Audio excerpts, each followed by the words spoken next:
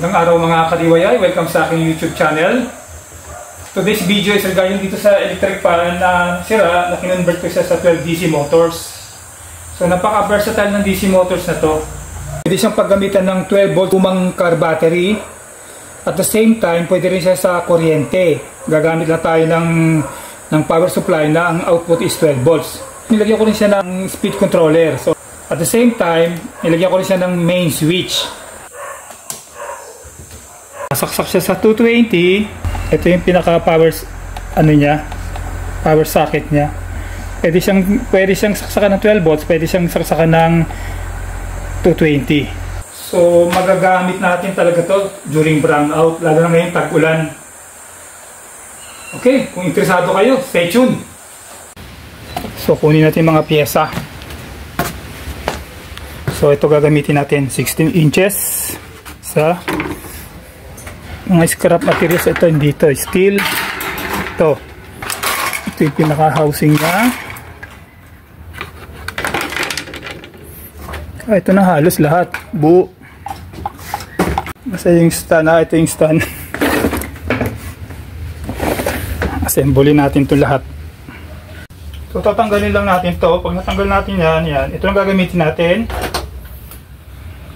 Ito hindi. Saka to, metal na to. Yan, sakto yan eh. Kaya lang, yung exhaust niya, yung ventilation ng fan mismo, nakita niya sarado.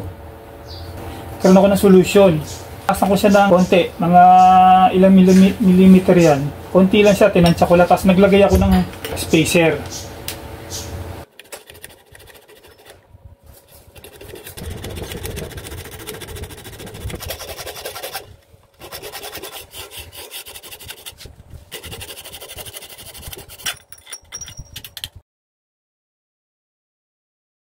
Tapos to, mayroon po siyang exhaust. So kung hindi siya nakadikit, tapos ito hindi rin nakadikit, may exhaust din sa harapan. So, sa pagwawiring sa DC motor, gumamit ako ng insulation heat shrink tube, power socket. So ito sa gitna na yan yung positive. Yung sa gilid, yun yung positive, negative yan ay sa gilid na yan. So ito rin yung gitna yung positive.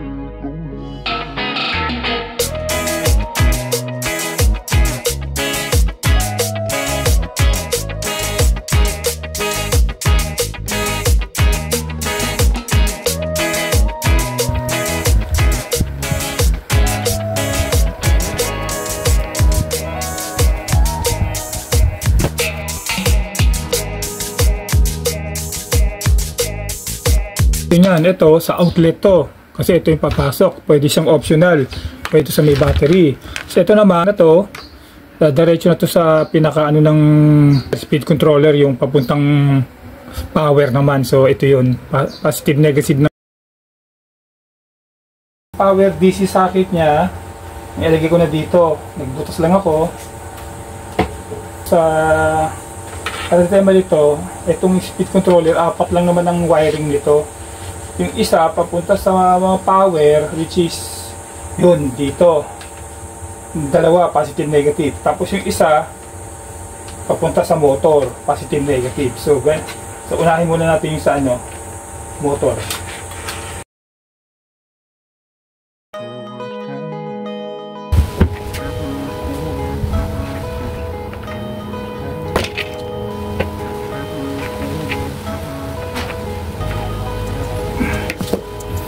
So mga nagtatanong dyan, yung tungkol dito sa mga wiring na to, size nito 18.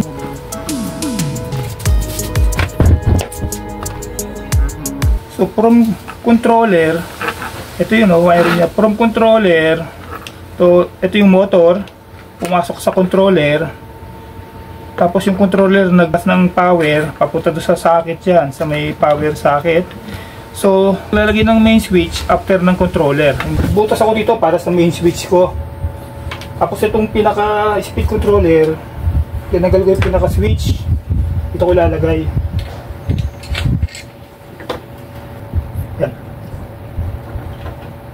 Yan na, may switch ka na. Ngayon,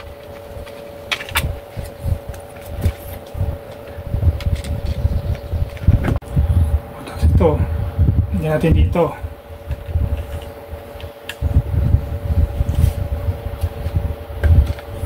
Kahit anong position, ulitin natin ito. Yung natuto natin wiring.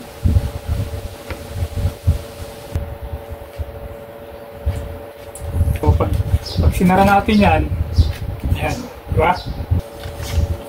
Nalagay lang natin dyan. Kasya.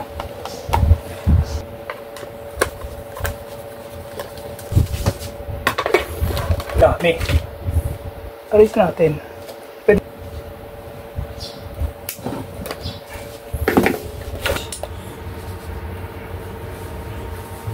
Ngayon, sila kuryente. So yung ginawa natin, dudugtong na natin. Ito. Para sa battery na to.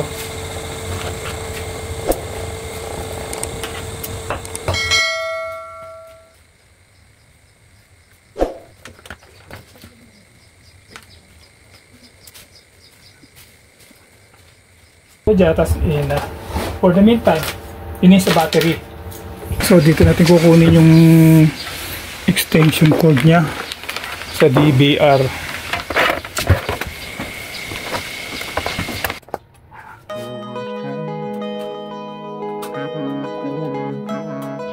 Ito yung option number. Ito natin sa positive to, sa negative to. Switch muna natin. So, minter siya.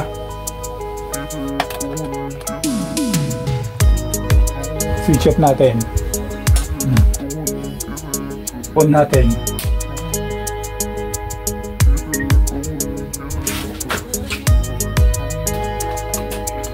Unutin natin to. Okay, itong power cord na to, auto volts. Ang output niya 12 volts, 3 amperes. So kailangan 3 amperes ang magiging ano niya. So ayan siya. Panibago. So ito na siya, ready. Tatak natin on. So tatak. Inaan natin. Inaan natin 'yan. So wala siya talagang power. Buksan natin.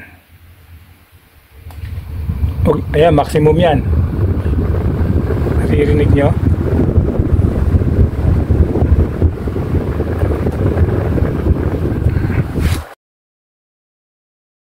Nagpapasalamat po ako sa mga nanood. Huwag nyo pong kalimutan mag-subscribe sa aking YouTube channel.